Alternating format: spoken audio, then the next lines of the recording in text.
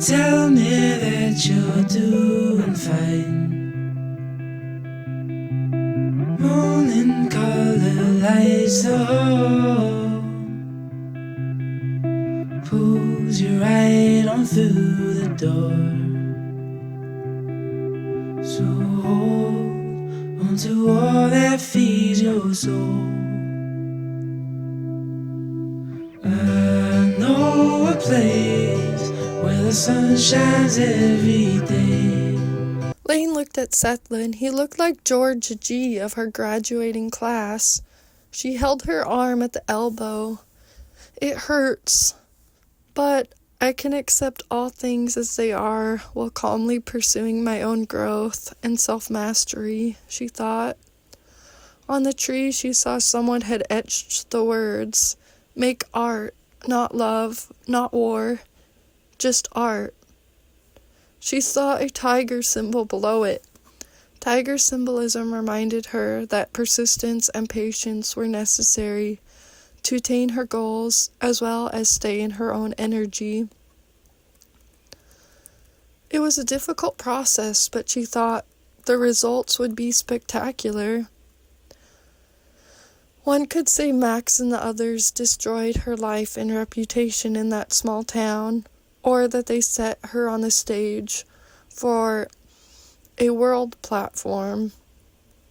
It was all about perspective.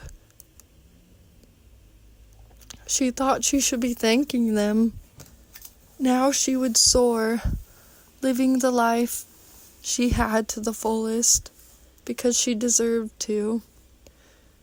She longed for the day when she looked out the corner of her eye, and what she thought she saw, which was someone having an overdose, was actually just a dog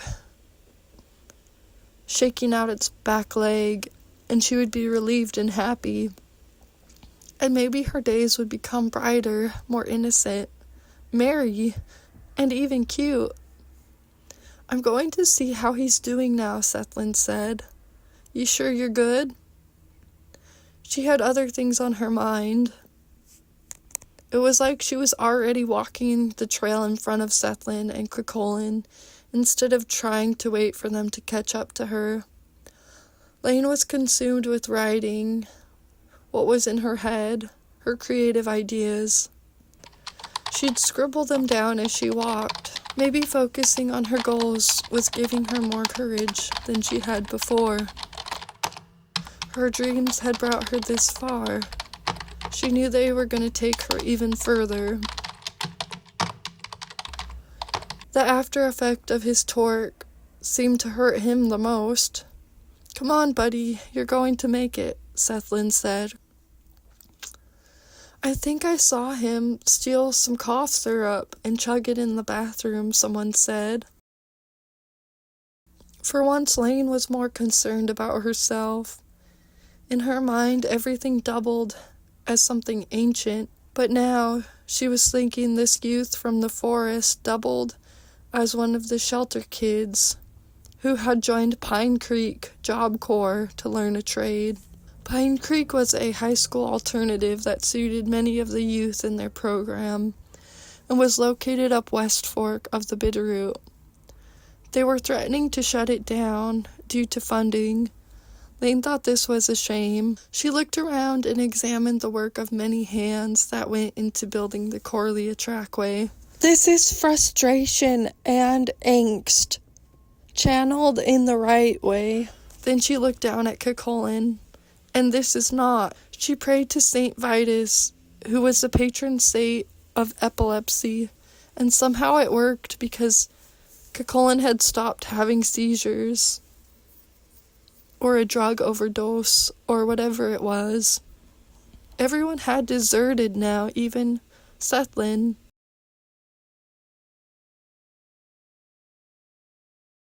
She imagined she was immune and unbothered by his disrespect, like a hardy school teacher after getting knocked down over and over again. It was like she forgot she was herself, Laine from modern times. She started to think she really was a goddess, the Morgan, shape-shifting into birds and other animals. She was beginning to lose the old story. break down my walls, but I will rise again, 'cause I stand tall in my environment. How could I ever close my eyes and stay silent since they try to take me down with their violence? She was used to making gods of men, but here she was starting her goddess training. I'm not from your world. I come from the future. But I still have a purpose for being here, and I'm going to try to make myself proud, whatever you or anyone else says about me.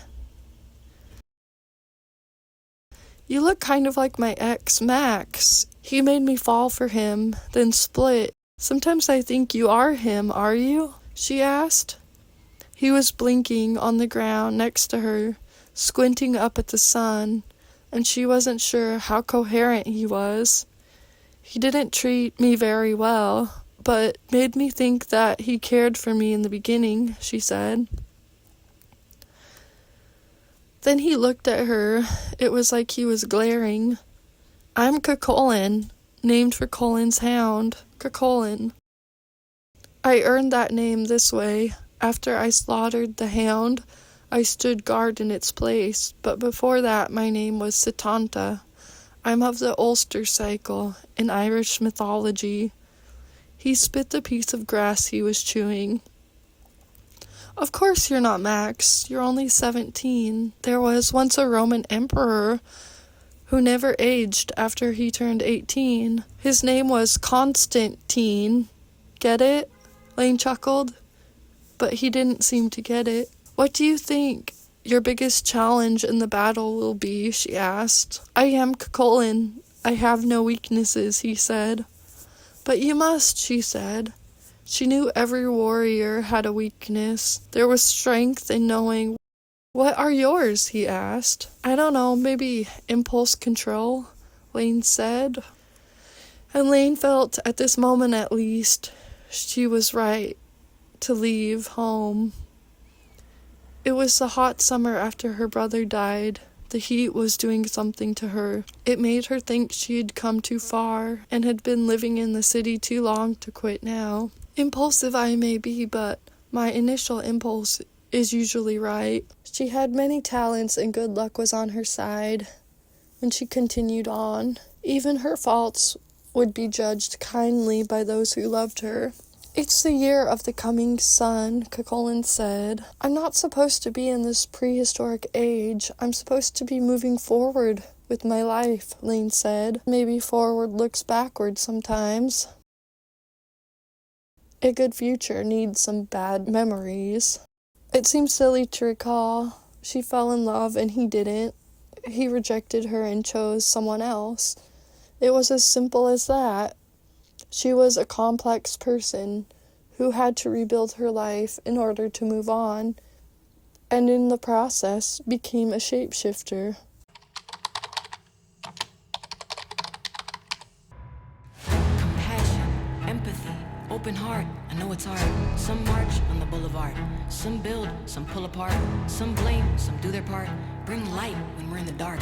Stuck between a rock and a hard place. Scarred face, burnt arms, it's alarming how we can't hold space. Multiple truths, multiple hues. Talking about vacuums, sucked into the social chat rooms. Discuss, but ain't taking no action. Thinking that you know, but it's only a fraction. How you get the answers without asking? The math ain't math.